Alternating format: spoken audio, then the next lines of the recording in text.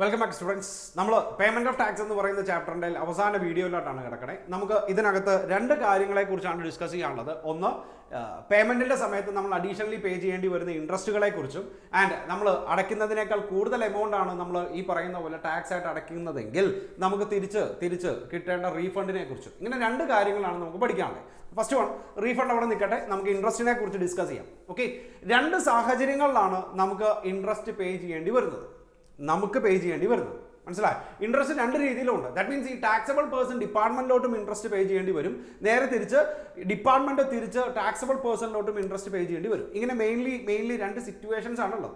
അതിനകത്ത് രണ്ടാമത്തെ സിറ്റുവേഷൻ അവിടെ നിൽക്കട്ടെ. ഏതാ? ഈ ഡിപ്പാർട്ട്മെന്റ് ടാക്സബിൾ പേഴ്സൺ ഇൻട്രസ്റ്റ് കൊടുക്കുന്നതിനെ കുറിച്ചുള്ള അവിടെ നിൽക്കട്ടെ. നമുക്ക് ആദ്യം നമ്മൾ ഡിപ്പാർട്ട്മെന്റിലോട്ട് ഇൻട്രസ്റ്റ് പേ ചെയ്യുന്നതിനെ കുറിച്ച് പറയാം.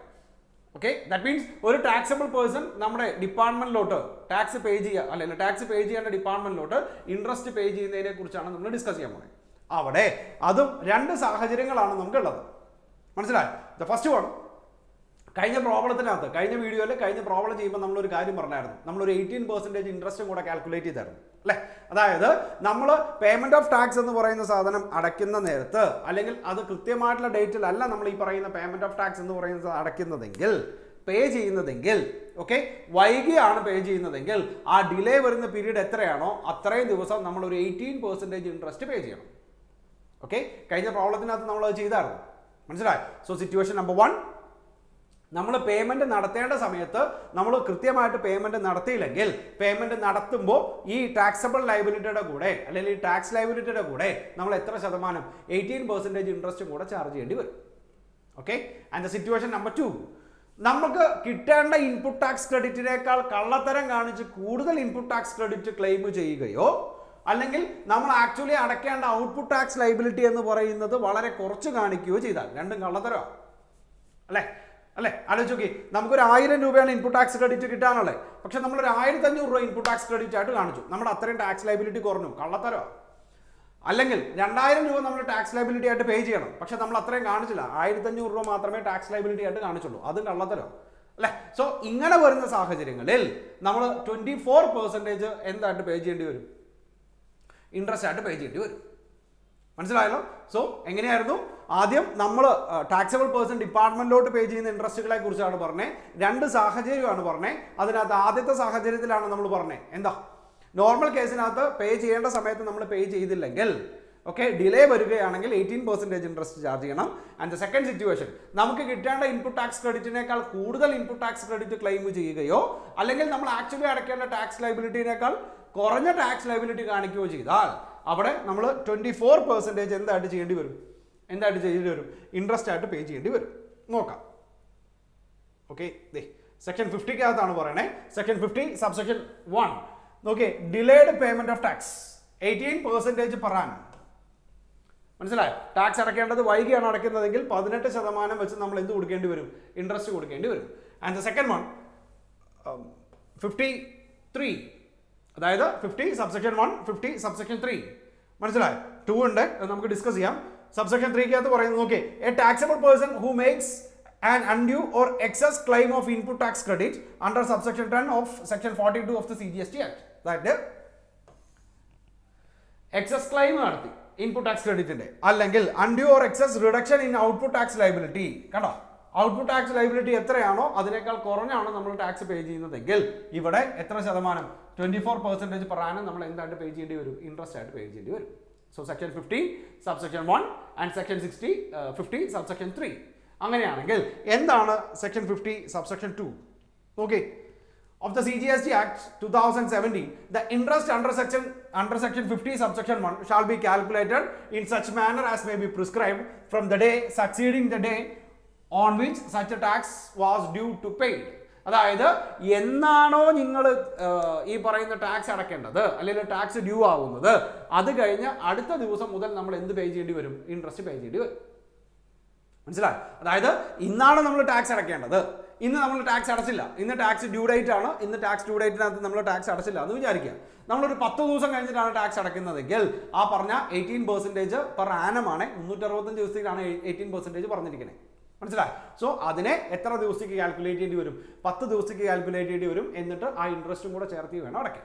സോ സെക്ഷൻ 50 സബ്സെക്ഷൻ 1 ഓക്കെ, അത് കഴിഞ്ഞാൽ സബ്സെക്ഷൻ 2 പഠിക്കുക, എന്നിട്ട് സബ്സെക്ഷൻ 3 വരിക. നോക്കാം. ഓക്കെ,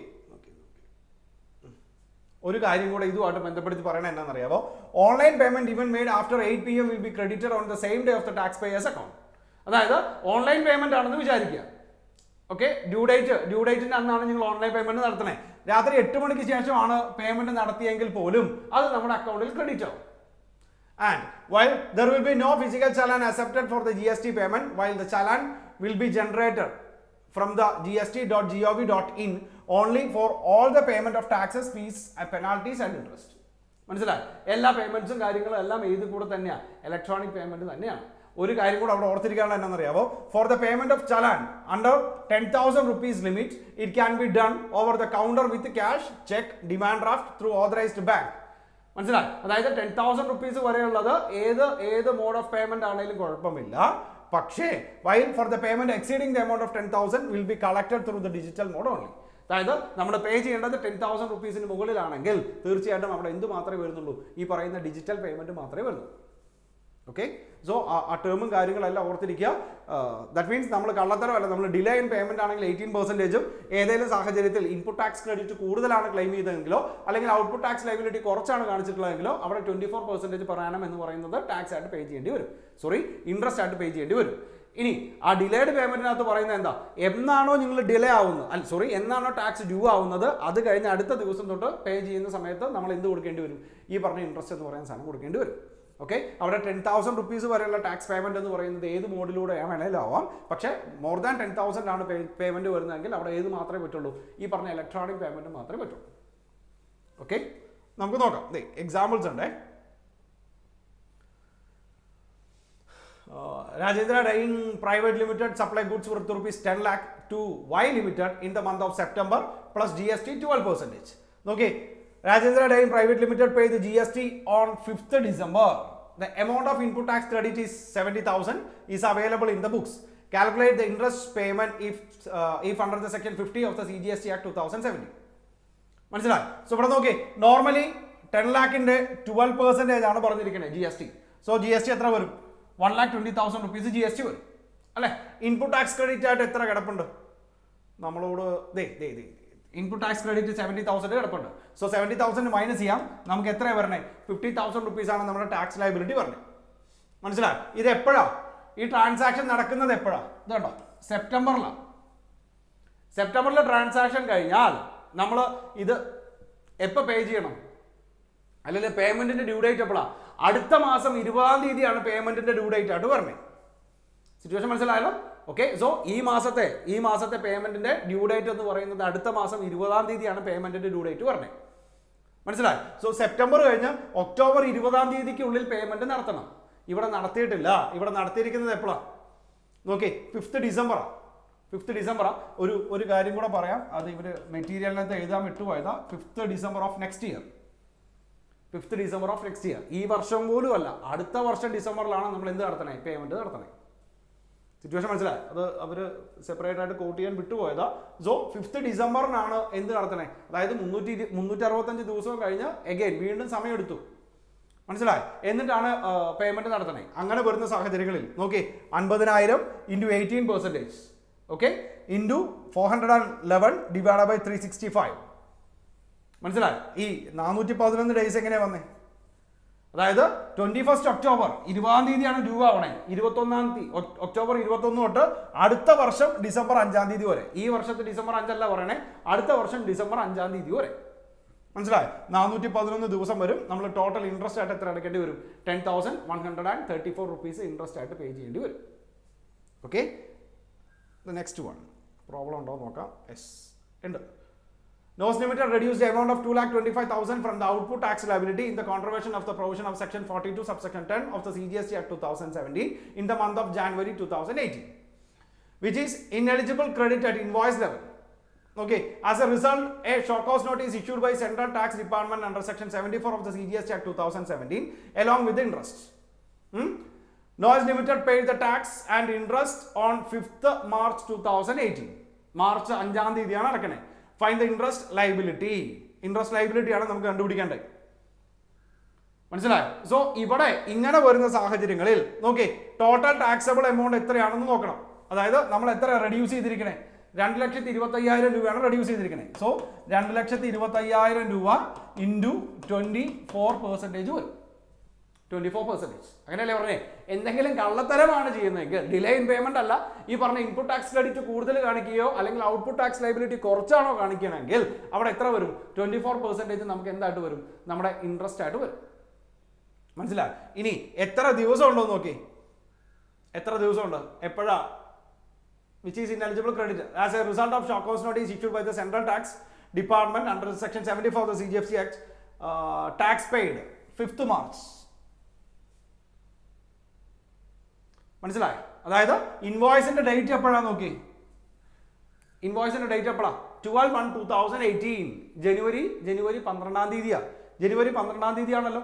ആ ജനുവരിയുടെ റിട്ടേൺ സബ്മിറ്റ് ചെയ്യേണ്ടത് എപ്പോഴാണ്? ഫെബ്രുവരി 20-ാം തീയതി അല്ലേ? സോ നമുക്ക് നോക്കി ഇത് കണ്ടോ, 21st February to 5th March 13 ദിവസത്തെ നമുക്ക് എന്ത് വരും? ഇൻട്രസ്റ്റ് പേ ചെയ്യേണ്ടി വരും. 13/365. സിറ്റുവേഷൻ മനസ്സിലായി? സോ ഈ മാസത്തെ ടാക്സ് ലയബിലിറ്റി നമുക്ക് പേ ചെയ്യേണ്ടത് അടുത്ത മാസം 20-ാം തീയതിയാണ്. ഇവിടെ ഇൻവോയ്സ് വന്നിരിക്കുന്നത് ജനുവരിയിലാണ്. സോ ജനുവരിയിൽ ഇൻവോയ്സ് വന്നതുകൊണ്ട് ഇത് ഫെബ്രുവരി 20-ാം തീയതി പേ ചെയ്യണം. പേ ചെയ്തിട്ടില്ല. സോ ഫെബ്രുവരി 21 തൊട്ട് എപ്പോഴാണ് പേ ചെയ്തിരിക്കുന്നത്? മാർച്ച് 5-ാം തീയതിയാണ് പേ ചെയ്തിരിക്കുന്നത്. അത്രയും ദിവസം നമുക്ക് എത്ര ശതമാനം? 24% നമുക്ക് എന്തായിട്ട് കൊടുക്കേണ്ടി വരും? ഇൻട്രസ്റ്റ് ആയിട്ട് കൊടുക്കേണ്ടി വരും. മനസ്സിലായല്ലോ? ഓക്കെ. സോ ഇത്രയും കാര്യങ്ങളാണ് നമുക്ക് ഇൻട്രസ്റ്റിനെ കുറിച്ച് പഠിക്കാതെ. കുറച്ച് 2 പോയിന്റും കൂടെ പറഞ്ഞിട്ടുണ്ട്. നോക്കി, no interest is payable if excise duty is paid voluntarily by assessee before show cause notice even when the demand was time barred. അതായത് ഷോക്ക് കോസ് നോട്ടീസ് പറഞ്ഞതിന് മുമ്പ് നമ്മൾ ഡ്യൂട്ടി അടച്ചിട്ടുണ്ടെങ്കിൽ അവിടെ നമുക്ക് എന്ത് കൊടുക്കേണ്ട കാര്യമില്ല? ഇൻട്രസ്റ്റ് പേ ചെയ്യേണ്ട ആവശ്യമില്ല. The second one, no interest is payable if there was a delay in payment of duty by one department of government to another because it is only adjustment from one account to another. അതായത് 2 ഡിപ്പാർട്ട്മെന്റുകൾ തമ്മിൽ, ഗവൺമെന്റിന് തന്നെ 2 ഡിപ്പാർട്ട്മെന്റുകളുടെ തമ്മിലുള്ള പേയ്മെന്റിന്റെ difference ആണെങ്കിൽ അവിടെ എന്ത് കൊടുക്കേണ്ട കാര്യമില്ല. അതായത് ഗവൺമെന്റിന്റെ ഒരു ഡിപ്പാർട്ട്മെന്റിൽ നിന്ന് വേറെ ഡിപ്പാർട്ട്മെന്റിലോട്ട് പേയ്മെന്റ് വൈകിയെന്ന് വിചാരിക്കുക, അതിന് എന്ത് കൊടുക്കേണ്ട കാര്യമില്ല? ഇൻട്രസ്റ്റ് ഉണ്ടാവില്ല. അവർക്ക് ഇൻട്രസ്റ്റ് ഉണ്ടാവില്ല. And next category, interest to be paid by the department. അതായത് നമ്മളിപ്പോൾ ഡിസ്കസ് ചെയ്ത മൊത്തം അസസി ഡിപ്പാർട്ട്മെന്റിലോട്ട് ഇൻട്രസ്റ്റ് അടയ്ക്കുന്നതിനെ കുറിച്ചാണ്. ഇനി ചില സാഹചര്യങ്ങളിൽ ഡിപ്പാർട്ട്മെന്റ് തിരിച്ച് ആർക്ക്? അസസിക്കും ഇൻട്രസ്റ്റ് ചാർജ് ചെയ്യേണ്ടി വരും. ഏതൊക്കെയാണെന്ന് നോക്കാം. Okay, section 54 subsection 12, the refund of tax has been withheld from a person on account of an appeal or proceedings but which is later found to be eligible to be paid. അതായത് നമുക്ക് proper ആയിട്ട് refund കിട്ടേണ്ടതായിരുന്നു. അത് ഏതൊക്കെ സാഹചര്യങ്ങളാണെന്ന് നമുക്ക് discuss ചെയ്യാം. നമുക്ക് പ്രോപ്പറായിട്ട് refund കിട്ടേണ്ടതായിരുന്നു, പക്ഷെ അതിനെ വിത്ത്ഹോൾഡ് ചെയ്ത് വെച്ചു, തരാതെ എടുത്തു വെച്ചു. പക്ഷെ പിന്നീട് വിധി വന്നു, അത് നമുക്ക് അവകാശപ്പെട്ട റീഫണ്ടാണ്, നമുക്കത് തിരിച്ചു തരണമെന്ന് പറഞ്ഞു. മനസ്സിലായി? സോ ഇങ്ങനെ വരുന്ന സാഹചര്യങ്ങളിൽ ആ റീഫണ്ട് തരുമ്പോൾ അതിൻ്റെ കൂട്ടത്തിൽ എന്തും കൂടെ തരണം? അതിൻ്റെ ഇൻട്രസ്റ്റും കൂടെ വേണം. And the second one, the refund of tax has not been given to a person within 60 days from the date of receipt of application for the refund. അതായത് നമുക്ക് റീഫണ്ട് എലിജിബിൾ ആണ്, നമ്മൾ ഡിപ്പാർട്ട്മെന്റിലോട്ട് അപ്ലിക്കേഷൻ കൊടുത്ത് 60 ദിവസമാണ് മാക്സിമം ടൈം. ആ 60 ദിവസത്തുള്ളിൽ നമുക്ക് refund കിട്ടിയില്ലെങ്കിൽ, അത് കഴിഞ്ഞിട്ടാണ് റീഫണ്ട് കിട്ടുന്നതെങ്കിൽ അവിടെ നമുക്ക് എന്ത് തരേണ്ടി വരും? ആ റീഫണ്ടിന്റെ ഇൻട്രസ്റ്റ് തരേണ്ടി വരും. And situation number 3, okay, refund ordered by an adjudicating authority or the appellate tribunal or court has not been paid to a person within 60 days from the date of the application of the refund. അതായത് adjudicating അതോറിറ്റിയോ ട്രിബ്യൂണലോ appellate ട്രിബ്യൂണലോ നമുക്ക് അനുകൂലമായിട്ട് വിധിച്ചു, നമുക്ക് refund അവകാശപ്പെട്ടതാണെന്ന് പറഞ്ഞിട്ട്. So അവിടെയും ഈ പറഞ്ഞിരിക്കുന്ന 60 ദിവസത്തുള്ളിൽ, application കൊടുത്ത് 60 ദിവസത്തുള്ളിൽ നമുക്ക് റീഫണ്ട് കിട്ടിയില്ലെങ്കിൽ നമുക്ക് അവിടെ എന്ത് ചെയ്യേണ്ടി വരും? അവർ റീഫണ്ട് തരുന്ന സമയത്ത് എന്ത് ചെയ്യേണ്ടി വരും? ഇതിൻ്റെ ഇൻട്രസ്റ്റും കൂടെ തരേണ്ടി വരും. മനസ്സിലായി? നോക്കാം അതിൻ്റെ റേറ്റ് ഓഫ് ഇൻട്രസ്റ്റ് എത്രയൊക്കെയാണെന്ന് നോക്കാം. നോക്കി, the refund of tax has been withheld from a person on account of an appeal or proceeding but which is later found to be eligible to be paid. നമുക്ക് തരാനുള്ള refund അവർ തന്നില്ല, അവർ hold ചെയ്ത് വെച്ചിരിക്കണമായിരുന്നു, പിന്നീടാണ് തരുന്നതെങ്കിൽ കണ്ടോ 6%. നമ്മൾ അങ്ങോട്ട് കൊടുക്കുമ്പോൾ 18-24ഒക്കെയാണ്. ഓക്കെ, തിരിച്ച് നമുക്ക് ഇങ്ങോട്ട് കിട്ടുമ്പം 6%, 9% ഒക്കെ ഉള്ളൂ. മനസ്സിലായി? സോ നമുക്ക് കിട്ടേണ്ട റീഫണ്ട് കിട്ടേണ്ട സമയത്ത് കിട്ടിയില്ലെങ്കിൽ പോലും നമുക്ക് എത്ര ശതമാനം ഇൻട്രസ്റ്റ് വരുന്നുള്ളൂ? 6% വരുന്നുള്ളൂ. അതായത് നമുക്ക് അത്ര ശതമാനമേ കിട്ടുള്ളൂ. അടുത്തത്, refund of tax has not been given to a person within 60 days from the date of receipt of application for refund. That means നമ്മൾ എലിജിബിൾ ആണ്, നമ്മൾ 60 ദിവസത്തിൽ അല്ലെങ്കിൽ നമ്മൾ അപ്ലിക്കേഷൻ കൊടുത്തിട്ട് 60 ദിവസത്തിനുള്ളിൽ അത് തന്നില്ല എന്ന് വിചാരിക്കുക. അങ്ങനെയാണെങ്കിൽ പിന്നീട് തരുമ്പോൾ നമുക്ക് എത്ര ശതമാനം തരേണ്ടി വരും? 6% ഇൻട്രസ്റ്റ് തരേണ്ടി വരും. And the third category refund ആണ്. ഈ പറഞ്ഞിരിക്കുന്ന പോലെ കോടതിയിൽ നിന്ന് വിധി ഉണ്ടായിട്ട് പോലും നമുക്ക് റീഫണ്ട് 60 ദിവസത്തിനുള്ളിൽ തന്നില്ലെങ്കിൽ അവിടെ എത്ര ശതമാനം? 1000 rupees, സോറി 9% നമുക്ക് എന്തായിട്ട് തരേണ്ടി വരും? ഇതിൻ്റെ ഇൻട്രസ്റ്റ് ആയിട്ട് തരേണ്ടി വരും. ഇനി ഇതിനകത്ത് ഒരു കാര്യം കൂടെ നോട്ട് ചെയ്യേണ്ടത് എന്താണെന്നറിയാമോ? വളരെ രസകരമായിട്ടുള്ള കാര്യമാണ്. No refund shall be granted if refund amount is less than 1000 since no interest is payable by the department. അതായത് അവർ നമുക്ക് റീഫണ്ട് തരണം. ആ റീഫണ്ട് തരുന്നത് 1000 രൂപയ്ക്ക് താഴെയാണെന്ന് വിചാരിക്കുക. ഓക്കെ, അവിടെ എന്ത് ചെയ്യേണ്ട അല്ലെ, അവർക്ക് എന്ത് ചെയ്യേണ്ട ആവശ്യമില്ല, അവർക്ക് റീഫണ്ട് എന്ന് പറയുന്ന സാധനം തരേണ്ട ആവശ്യമില്ല. അങ്ങനെ വരുന്ന സാഹചര്യത്തിൽ no interest is payable by the department. അതായത് അതിന് റീഫണ്ടും ഇല്ല, അതിന്റെ ഇൻട്രസ്റ്റും ഇല്ല. മനസ്സിലായോ? ഇത് എന്താ ഇങ്ങനെയെന്ന് ചോദിക്കരുത്, ഇത് നിയമമാണ്, ഇത് റൂളാ. സോ നമുക്ക് റീഫണ്ട് ക്ലെയിം ചെയ്യാം. ആ റീഫണ്ട് ക്ലെയിം ചെയ്യുന്നത് 1000 രൂപയ്ക്ക് താഴെയാണെന്ന് വിചാരിക്കുക. അങ്ങനെയാണെങ്കിൽ ആ റീഫണ്ട് കിട്ടില്ല. സോ റീഫണ്ട് കിട്ടാത്തത് കൊണ്ട് ആ റീഫണ്ടിന്റെ ഏതും കൂടെ കിട്ടില്ല, ഇൻട്രസ്റ്റും കൂടെ കിട്ടില്ല. മനസ്സിലായോ? സോ ഇത്രയും കാര്യങ്ങളാണ് ഇതിൻ്റെ ഒരു പ്രോബ്ലം കൂടെ ഉണ്ട്, നമുക്ക് നോക്കാം. Okay, Ex Limited manufacture and clear taxable goods on 1st August 2017 for rupees 20 lakh plus GST 12%. After the payment of GST on or before the due date, it is noticed that these goods are exempted from the GST and applied for a refund of GST on 15th November 2017. മനസ്സിലായോ എങ്ങനെയായിരുന്നു? അതായത് നമ്മൾ GST അടച്ചു, പക്ഷെ അത് exempted ആണ്. Exempted ആണെങ്കിൽ നമ്മൾ അടച്ച GST നമുക്ക് റീഫണ്ട് ആയിട്ട് കിട്ടണം, അല്ലേ? The department acknowledge receipt on 15th December 2017. Okay, department granted the refund on 23rd January 2018. So നമുക്ക് എപ്പോഴാ നോക്കി ഇതൊക്കെ നമ്മൾ അപ്ലിക്കേഷൻ കൊടുത്തിരിക്കുന്നത് 15th നവംബറിനാണ്, അല്ലേ? നമുക്ക് ഡിപ്പാർട്ട്മെന്റ് ഗ്രാൻഡ് ചെയ്തിരിക്കുന്നത് എപ്പോഴാണ്, തിരിച്ചു തരുന്നത് എപ്പോഴാണ്? 23rd ജാനുവരിക്കാണ് തരണേ. മനസ്സിലായി? സോ ഇങ്ങനെ വരുന്ന സാഹചര്യങ്ങളിൽ കണ്ടോ, from 15th November to 22nd January 69 days വരും. എത്ര ദിവസം വരെ അവർക്ക് ഇങ്ങനെ ഹോൾഡ് ചെയ്ത് വെക്കാം? 60 ദിവസം വരെ ഹോൾഡ് ചെയ്ത് വെക്കാം, അല്ലേ? ദാറ്റ് മീൻസ് 60 days കഴിഞ്ഞു. ബാക്കി നമ്പർ ഓഫ് ഡിലേ എന്ന് പറയുന്നത് എത്ര ദിവസം? 9 ദിവസം. സോ അവിടെ ഈ 2,40,000 ഇൻറ്റു 6% ഇൻറ്റു 9 ഡിവൈഡ് ബൈ 365 ചെയ്ത മനസ്സിലായി? അതായത് 60 ദിവസം വരെ ഹോൾഡ് ചെയ്ത് വെക്കുന്നതിന് അവർ നമുക്ക് ഇൻട്രസ്റ്റ് തരേണ്ട കാര്യമില്ല. 60 ദിവസം കഴിഞ്ഞിട്ടാണ് അവർ റീഫണ്ട് തരുന്നതെങ്കിൽ ആ 60 ദിവസത്തിന് ശേഷം എത്ര ദിവസമാണോ വരുന്നത് അതിന് മാത്രം ഇൻട്രസ്റ്റ് തന്നാൽ മതി. മനസ്സിലായി? അവിടെ ഇത് കണ്ടോ, department acknowledge the receipt. Okay, ഇതൊരു മിസ്പാച്ചാണ് കേട്ടോ. എപ്പോഴാണ് നമ്മൾ അപ്ലിക്കേഷൻ കൊടുക്കുന്നത്? 15th നവംബറിലാണ്. സോ 15th നവംബർ കഴിഞ്ഞ് എപ്പോഴാണോ കിട്ടുന്നത് ആ നമ്പർ ഓഫ് ഡേയ്സ് നോക്കുക. ആ നമ്പർ ഓഫ് ഡേയ്സിനകത്ത് 60 days കഴിഞ്ഞിട്ട് എത്ര ദിവസമാണെന്ന് നോക്കുക. അത്രയും ദിവസത്തെ നമുക്ക് എന്ത് കൊടുക്കേണ്ടി വരും? ഇൻട്രസ്റ്റ് എന്ന് പറയുന്ന സാധനം നമുക്ക് കിട്ടും. കൊടുക്കേണ്ടി വരും എന്നല്ല, നമുക്ക് കിട്ടും. സോ ആ പെർസെൻറ്റേജുകൾ ഓർത്തി വെക്കണം. 18%, 24% ആൻഡ് നമുക്ക് ഇങ്ങോട്ട് കിട്ടുമ്പോൾ എത്ര ശതമാനം? 6%, അല്ലേ? കോടതി വിധിയായിട്ട് പോലും നമുക്ക് കിട്ടിയില്ലെങ്കിൽ മാത്രമേ നമുക്ക് എത്ര ശതമാനം ക്ലെയിം ചെയ്യാൻ പറ്റുള്ളൂ? 9% ക്ലെയിം ചെയ്യാൻ പറ്റുള്ളൂ. അവിടെ ഓർത്തിരിക്കേണ്ട കാര്യങ്ങൾ 2 കാര്യങ്ങളാണ്. വീണ്ടും പറയുന്നു, 1000 രൂപയ്ക്ക് താഴെയാണ് റീഫണ്ടെങ്കിൽ നമുക്ക് റീഫണ്ട് കിട്ടില്ല. അതുകൊണ്ട് തന്നെ ആ റീഫണ്ടിന് ഇൻട്രസ്റ്റ് ഉണ്ടാവില്ല. മനസ്സിലായി? അടുത്തത് okay, section 54 subsection 1 of the CGST Act. Any person claiming refund on any tax and interest, if any amount paid on such a tax or any other amount paid by him, make an application before the expiry of 2 years from the relevant date in such form and manner as may be prescribed. അതായത് നമുക്ക് refund കിട്ടണമെങ്കിൽ നമുക്ക് ഇവിടെ before the expiry of 2 years from the relevant date നമ്മൾ റീഫണ്ടിന് application കൊടുക്കണം. അത് എപ്പോൾ കൊടുത്താൽ മതി? നമുക്ക് ആ 2 വർഷത്തിനുള്ളിൽ നമ്മൾ എന്ത് ചെയ്യണം? അപ്ലിക്കേഷൻ കൊടുക്കണം, റീഫണ്ടിന്റെ അപ്ലിക്കേഷൻ കൊടുക്കണം. ഇനി റിലവന്റ് ഡേറ്റ് മീൻസ് മനസ്സിലായി? അതായത് റിലവന്റ് ഡേറ്റ് കഴിഞ്ഞ് 2 വർഷത്തിനുള്ളിൽ അപ്ലിക്കേഷൻ കൊടുക്കണം എന്നാണ് പറഞ്ഞിരിക്കുന്നത്. സോ താഴെ കുറെ ട്രാൻസാക്ഷൻസ് പറഞ്ഞിട്ടുണ്ട്. ആ ട്രാൻസാക്ഷനുമായിട്ട് ബന്ധപ്പെടുത്തി റിലവന്റ് ഡേറ്റും പറഞ്ഞിട്ടുണ്ട്. മനസ്സിലായി? സോ ഒരിക്കൽ കൂടെ നമുക്ക് റീഫണ്ടിന് നമ്മൾ അപ്ലിക്കേഷൻ കൊടുക്കണം. അപ്ലിക്കേഷൻ എങ്ങനെയാണ് കൊടുക്കേണ്ടത്? ആ റിലവന്റ് ഡേറ്റ്, ഓരോ ട്രാൻസാക്ഷന്റെ റിലവന്റ് ഡേറ്റ് നോക്കുക.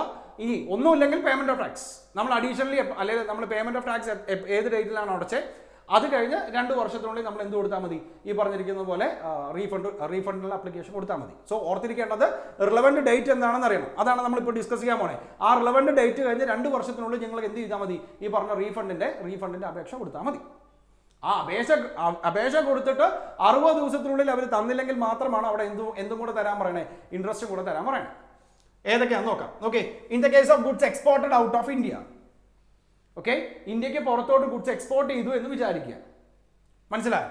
where a refund of tax paid is available in respect of goods themselves, as the case may be, the input or input services used in such goods. അതായത് goods export ചെയ്യുന്ന സമയത്ത് ഇത് കണ്ടോ, refund of tax paid is available. ഏതിനാ? നമ്മൾ ഈ പറഞ്ഞ input ഗുഡ്സിനോ ഇൻപുട്ട് സർവീസസിനോ കൊടുത്തിരിക്കുന്ന എമൗണ്ട് റീഫണ്ട് ആയിട്ട് അവൈലബിൾ ആണെങ്കിൽ, ഓക്കെ, നമ്മൾ പഠിക്കുന്ന എന്താ, റിലവന്റ് ഡേറ്റ അല്ലേ? സോ ഗുഡ്സ് നമ്മൾ എക്സ്പോർട്ട് ചെയ്തു, ആ എക്സ്പോർട്ട് ചെയ്യുന്ന സമയത്ത് അല്ലെങ്കിൽ എക്സ്പോർട്ട് ചെയ്ത ഗുഡ്സിന് വേണ്ടിയിട്ട് നമ്മൾ ഓൾറെഡി പേ ചെയ്തിരിക്കുന്ന ടാക്സ്, ഇൻപുട്ട് ഗുഡ്സ് ആണെങ്കിലും ശരി, ഇൻപുട്ട് സർവീസ് ആണെങ്കിലും ശരി, അത് നമുക്ക് റീഫണ്ട് വേണം. ആ റീഫണ്ട് ക്ലെയിം ചെയ്യണം. എപ്പോൾ ക്ലെയിം ചെയ്യണം നോക്കി, if the goods are exported by sea or air, the date on which the ship or the aircraft in such goods are loaded leaves India. മനസ്സിലായി? ഇന്ത്യ വിട്ടു പോയ അതിനെയാണ് നമ്മൾ റിലവന്റ് ഡേറ്റ് എന്ന് പറയണേ. അത് കഴിഞ്ഞ് എത്രയാ 2 വർഷത്തിനുള്ളിലാണ് അപേക്ഷിക്കേണ്ടത്. ഓക്കെ, സോ നമ്മളിവിടെ പറയുന്നത് മൊത്തം റിലവന്റ് ഡേറ്റുകളെ കുറിച്ചാണ്, മനസ്സിലായി? ആ റിലവന്റ് ഡേറ്റ് കഴിഞ്ഞ് 2 വർഷം. അടുത്തത് ഏതാ? If the goods are exported by post ആണെങ്കിൽ the date of dispatch of goods by the post office concern to the place outside India. എന്നാണോ ഗുഡ്സ് ഡിസ്പാച്ച് ആവുന്നത്, ഈ പറയുന്ന പോസ്റ്റ് ഓഫീസിൽ നിന്ന് എപ്പോഴാണോ ഗുഡ്സ് ഡിസ്പാച്ച് ആവുന്നത്, അത് കഴിഞ്ഞ് 2 വർഷത്തിനുള്ളിൽ നമുക്ക് അപ്ലിക്കേഷൻ കൊടുക്കാം. അല്ലെങ്കിൽ ആ ഡിസ്പാച്ച് ആവുന്ന ഡേറ്റിനെയാണ് നമ്മൾ റിലവന്റ് ഡേറ്റ് എന്ന് പറയണേ. അത് കഴിഞ്ഞ് 2 വർഷം. ഓക്കെ, ആൻഡ് അടുത്തത്, in the case the supply of goods regarded as deemed export. അത് നമുക്ക് ഇതിന് മുമ്പുള്ള ചാപ്റ്ററിൽ നമുക്ക് പഠിക്കാനുണ്ട്, എന്താണ് എക്സ്പോർട്ട്, എന്താണ് ഡീംഡ് എക്സ്പോർട്ട്, അതിന്റെ ട്രാൻസാക്ഷൻസ് ഒക്കെ ഓർത്തിരുന്നാൽ മതി. അതിനെ ഡീംഡ് എക്സ്പോർട്ട് ആയിട്ടാണ് നമ്മൾ കണക്കാക്കുന്നതെങ്കിൽ, where a refund of tax is paid is available in respect of such goods, the date on which the return relating to the such deemed export is furnished. Deemed export എന്ന് വെച്ചാൽ എന്താ? അതൊരു actual export അല്ല, പക്ഷെ നമുക്ക് അതിനെ deemed export ആയിട്ട് കണക്കാക്കാം, മനസ്സിലായി? അങ്ങനെ വരുന്ന സാഹചര്യത്തിൽ ഈ പറഞ്ഞ ഡീംഡ് എക്സ്പോർട്ടിനും ഈ നമ്മൾ ആക്ച്വലി പേ ചെയ്തിരിക്കുന്ന ടാക്സ് നമുക്ക് റീഫണ്ട് ആയിട്ട് ക്ലെയിം ചെയ്യാൻ പറ്റും. അതെപ്പോഴാണ് പറഞ്ഞിരിക്കണേ? ആ ഡീംഡ് എക്സ്പോർട്ടിനെ നിങ്ങൾ റിട്ടേൺ എന്നാണോ ഫർണിഷ് ചെയ്തിരിക്കുന്നത്, അത് കഴിഞ്ഞ് 2 വർഷത്തിനുള്ളിൽ. അടുത്ത case, in the case of services export out of India. Service ആണെന്ന് വിചാരിക്കുക. അങ്ങനെയാണെങ്കിൽ റെസിപ്റ്റ് ഓഫ് പേയ്മെന്റിനാണ് important. Date of receipt of payment, convertible foreign exchange, where the supply of services had been completed prior to the receipt of such payment, and issue of invoice, where the payment of services has been received in advance prior to the date of issue of the invoice. മനസ്സിലായി? Okay, 2 സാഹചര്യങ്ങളാണ് പറഞ്ഞിരിക്കുന്നത്. ഇവിടെ പറഞ്ഞത് ഗുഡ്സാ, ഇവിടെ പറഞ്ഞത് സർവീസാ. ഈ പറഞ്ഞിരിക്കുന്ന സർവീസിനും the input or input services used in such services, അതായത് സർവീസാണ് നമ്മൾ എക്സ്പോർട്ട് ചെയ്തത്. ആ എക്സ്പോർട്ട് ചെയ്ത സർവീസിന് നമുക്ക് എന്തുണ്ടായിരുന്നു? ഈ പറഞ്ഞതുപോലെ ഇൻപുട്ട് ഗുഡ്സോ ഇൻപുട്ട് സർവീസസോ ഉണ്ടായിരുന്നു. സോ അതിന് ക്രെഡിറ്റ് നമുക്ക് ക്ലെയിം ചെയ്യാം. എപ്പോഴാണ് അതിന്റെ റിലവന്റ് ഡേറ്റ് എന്നാണ് പറയുന്നത്? ഒന്ന്, receipt of payment in convertible foreign exchange. Okay, ആ സർവീസിന്റെ പേയ്മെന്റ് കിട്ടിയ സമയത്ത്. എങ്ങനെയാണെങ്കിൽ where the supply of services had been completed prior to the receipt of such payment. അതായത് പേയ്മെന്റ് കിട്ടുന്നതിന് മുമ്പ് ഈ പറഞ്ഞിരിക്കുന്ന സപ്ലൈ ഓഫ് സർവീസ് കംപ്ലീറ്റ് ആയി എന്ന് വിചാരിക്കുക. നമ്മൾ സർവീസ് കൊടുത്തു, പേയ്മെന്റ് കിട്ടുന്നതിന് മുമ്പ് തന്നെ നമ്മൾ സർവീസ് കൊടുത്തു എന്ന് വിചാരിക്കുക. അങ്ങനെ വരുന്ന സാഹചര്യങ്ങളിൽ എന്നാണോ പേയ്മെന്റ് കിട്ടിയിരിക്കുന്നത് ആ ഡേറ്റ്, അത് കഴിഞ്ഞ് 2 വർഷത്തിനുള്ളിൽ. മനസ്സിലായി? ഇനി issue of invoice, where the payment of services has not been received in advance or prior to the date of issue of invoice. അതായത് ഇൻവോയ്സ് ഇഷ്യൂ ചെയ്യുന്നതിന് മുമ്പ് നമുക്ക് പേയ്മെന്റ് കിട്ടിയിട്ടില്ല എന്ന് വിചാരിക്കുക. അങ്ങനെയാണെങ്കിൽ റിലവന്റ് ഡേറ്റ് എന്ന് പറയുന്നത് ഏത് ഡേറ്റിലാണോ നമ്മൾ ഇൻവോയ്സ് ഇഷ്യൂ ചെയ്യുന്നത് ആ ഡേറ്റ്, അത് കഴിഞ്ഞ് 2 വർഷം. And the next case, in case where the tax becomes refundable as a consequence of judgment, decree or order. അതായത് ഈ പറഞ്ഞ ഏതെങ്കിലും ഒരു ജഡ്ജ്മെന്റിന്റെ അടിസ്ഥാനത്തിലോ എവിടുന്നായിരിക്കാം, ഈ ട്രിബ്യൂണലിൽ നിന്നോ കോർട്ടിൽ നിന്നോ അല്ലെങ്കിൽ അപ്പലേറ്റ് ട്രിബ്യൂണലിൽ നിന്നോ ഒരു ജഡ്ജ്മെന്റ് വരികയാണ് നമുക്ക് റീഫണ്ട് കിട്ടണമെന്ന് പറഞ്ഞിട്ട്, അവിടെ നമ്മൾ അപ്ലിക്കേഷൻ കൊടുക്കേണ്ട എന്താ? The date of communication of such judgement. ഈ പറഞ്ഞ ടാക്സബിൾ പേഴ്സണ് എന്നാണോ ഇതിന്റെ കമ്മ്യൂണിക്കേഷൻ കിട്ടുന്നത്, എന്നാണോ വിധി വരുന്നത്, അത് കഴിഞ്ഞ് 2 വർഷത്തിനുള്ളിൽ നമ്മൾ അപ്ലിക്കേഷൻ കൊടുക്കണം. അവിടെ നമ്മൾ അപ്ലിക്കേഷൻ കൊടുക്കണം. റീഫണ്ടിന് വിധി വന്നു എന്ന് വിചാരിച്ചുകൊണ്ട് റീഫണ്ട് ചെയ്യത്തൊന്നുമില്ല, നമ്മൾ അവിടെ അപ്ലിക്കേഷൻ കൊടുക്കണം. മനസ്സിലായി? സോ ഈ കേസിനകത്ത് റിലവന്റ് ഡേറ്റ് എന്ന് പറയുന്നത് എന്താ? എന്നാണോ കോടതിയിൽ നിന്ന് അങ്ങനെ ഒരു കമ്മ്യൂണിക്കേഷൻ ഉണ്ടായത്, അത് കഴിഞ്ഞ് 2 വർഷം. അടുത്തത്, in case of refund of unutilized input tax credit under subsection 3, the end of the financial year in which the claims of refund arises. Okay, അതായത് അൺയൂട്ടിലൈസ്ഡ് ഇൻപുട്ട് ടാക്സ് ക്രെഡിറ്റ് ഉണ്ടായിരുന്നു. മനസ്സിലായി? അതായത് അൺയൂട്ടിലൈസ്ഡ് ആയിട്ടുള്ള ഇൻപുട്ട് ടാക്സ് ക്രെഡിറ്റ് ഉണ്ടായിരുന്നു. That means നമ്മുടെ credit ലെഡ്ജറിനകത്ത് ഇപ്പോഴും amount ബാക്കി കിടപ്പുണ്ട്. അതായത് നമ്മൾ ടാക്സ് കളക്ട് ചെയ്തതിനേക്കാൾ കൂടുതൽ നമ്മൾ ടാക്സ് പേ ചെയ്തിരിക്കുന്നത്, ഇൻപുട്ടിന് വേണ്ടി കൊടുത്തിരിക്കുന്നത്. സോ അവിടെ അൺയൂട്ടിലൈസ്ഡ് ആയിട്ടുള്ള ഇൻപുട്ട് ടാക്സ് ക്രെഡിറ്റ് ഉണ്ടെങ്കിൽ അതിന്റെ the end of the financial year in which such claims of refund arises. മനസ്സിലായി? എന്നാണോ നിങ്ങൾ ആ റീഫണ്ടിന് ചെയ്യുന്നത് അതിന്റെ എൻഡ്, ആ ഫിനാൻഷ്യൽ ഇയറിന്റെ അവസാനം, അത് കഴിഞ്ഞ് 2 വർഷം. സോ ഈ വർഷമാണ് അല്ലെങ്കിൽ ഇപ്പോഴാണ് നിങ്ങൾ ക്ലെയിം ചെയ്യുന്നതെങ്കിൽ ഈ ഫിനാൻഷ്യൽ ഇയർ തീർന്ന് 2 വർഷത്തിനുള്ളിൽ നിങ്ങൾ എന്ത് കൊടുത്താൽ മതി? അപ്ലിക്കേഷൻ കൊടുത്താൽ മതി. ഏത് സാഹചര്യത്തിൽ? അൺയൂട്ടിലൈസ്ഡ് ആയിട്ടുള്ള ഇൻപുട്ട് ടാക്സ് ക്രെഡിറ്റ് വരുവാണെങ്കിൽ. In the case where the tax is paid provisionally under this act or the rules made thereunder, the date of adjustment of tax after the final assessment thereof. Okay, അതായത് നമ്മൾ voluntarily എന്തടച്ചു? Provisionally നമ്മൾ tax അടച്ചു. അത്ര അടയ്ക്കാനുണ്ടോ എന്ന് നമുക്ക് അറിയില്ല, പക്ഷേ provisionally നമ്മൾ കുറേ എമൗണ്ട് ഓഫ് ടാക്സ് നമ്മൾ അടച്ചു. സോ അത് നമുക്ക് റീഫണ്ട് കിട്ടേണ്ടതാണ്. ആ റീഫണ്ട് കിട്ടാനും നമ്മൾ അപ്ലിക്കേഷൻ കൊടുക്കണം. എപ്പോൾ കൊടുക്കണം? ഇതാണ് the date of adjustment of tax after the final assessment of. മനസ്സിലായി? അതായത് ഇപ്പോൾ നമ്മൾ ആക്ച്വലി അടയ്ക്കേണ്ടത് ഒരു 2000 രൂപയായിരുന്നു. പക്ഷേ നമുക്ക് എത്രയാവുമെന്ന് അറിയാത്തത് കൊണ്ട് നമ്മൾ 2500 രൂപ നമ്മൾ ടാക്സ് ആയിട്ട് അടച്ചു, പ്രൊവിഷണലി ടാക്സ് ആയിട്ട് അടച്ചു. ഇങ്ങനെ വരുന്ന സാഹചര്യങ്ങളിൽ ഇതിൻ്റെ ഒരു അഡ്ജസ്റ്റ്മെന്റ് ഉണ്ടാവുമല്ലോ. ഏതിൻ്റെ? ഈ 2500-ലല്ല, നിങ്ങൾ 2000 രൂപയാണ് അടയ്ക്കേണ്ടത് എന്ന് പറഞ്ഞൊരു ഫൈനൽ അഡ്ജസ്റ്റ്മെന്റ് ഉണ്ടാവുമല്ലോ. അത് കഴിഞ്ഞ് 2 വർഷത്തിനുള്ളിൽ നിങ്ങൾ എന്ത് ചെയ്യണം? ഈ പറഞ്ഞിരിക്കുന്ന പോലെ റീഫണ്ടിന് വേണ്ടി അപേക്ഷ കൊടുക്കണം. And in the case of a person other than the supplier, the date of receipt of goods or services or both by such a person. Supplier അല്ലെങ്കിൽ ദാറ്റ് മീൻസ് റിവേഴ്സ് ചാർജ് മെക്കാനിസമോ അങ്ങനെ ഏതെങ്കിലും ഒരു കേസാണ് വരുന്നതെങ്കിൽ okay, the date of receipt of goods or services. മനസ്സിലായി? അത് എപ്പോഴാണോ receive ചെയ്യുന്നത് ആ ടൈം. ഇനി ഇതൊന്നും അല്ലെങ്കിൽ any other case the date of payment of tax. ഇതൊന്നും അല്ലെങ്കിൽ എപ്പോഴാണോ നിങ്ങൾ ടാക്സ് പേയ്മെന്റ് നടത്തിയിരിക്കുന്നത് ആ ഡേറ്റ്. അത് എക്സസ് ആണ് പേയ്മെന്റ് നടത്തിയിട്ടുള്ളതെങ്കിൽ ഈ പറഞ്ഞതുപോലെ എന്ത് ചെയ്യാം പേയ്മെന്റ് എന്നാണോ നടത്തിയത് അതിന് കഴിഞ്ഞ 2 വർഷത്തിനുള്ളിൽ നമുക്ക് ഈ പറഞ്ഞിരിക്കുന്ന അപ്ലിക്കേഷൻ കൊടുക്കാം. അപ്ലിക്കേഷൻ കൊടുത്താൽ അത് തെറ്റിപ്പോരുത് കേട്ടോ. 2 വർഷവും 60 ഡേയ്സും നിങ്ങൾ തെറ്റിപ്പോരുത്. 2 വർഷം ഈ റിലവന്റ് ഡേറ്റ് മനസ്സിലാക്കുക. ആ റിലവന്റ് ഡേറ്റ് കഴിഞ്ഞ് 2 വർഷത്തിനുള്ളിൽ അപേക്ഷ കൊടുത്താൽ മതി. പക്ഷേ അപേക്ഷ കിട്ടിയിട്ട് 60 ദിവസത്തിനുള്ളിൽ നമുക്ക് അവർ എന്ത് ചെയ്യണം? ഈ പറഞ്ഞിരിക്കുന്ന പോലെ റീഫണ്ട് തരണം, അല്ലെങ്കിൽ അതിൻ്റെ ഇൻട്രസ്റ്റ് കൂടെ ചേർത്തി തരണം. സിറ്റുവേഷൻ മനസ്സിലായി? സോ ഇമ്പോർട്ടൻ്റ് ആയിട്ടുള്ള ഒരു ചാപ്റ്ററാണ് പേയ്മെന്റ് ഓഫ് ടാക്സ് എന്ന് പറയുന്നത്. ഇതിനകത്തുള്ള പ്രോബ്ലംസ് ചെയ്ത് നോക്കുക. നമുക്ക് അടുത്ത വീഡിയോയിൽ വേറെ പുതിയ ചാപ്റ്ററായിട്ട് കാണാം. Okay, by.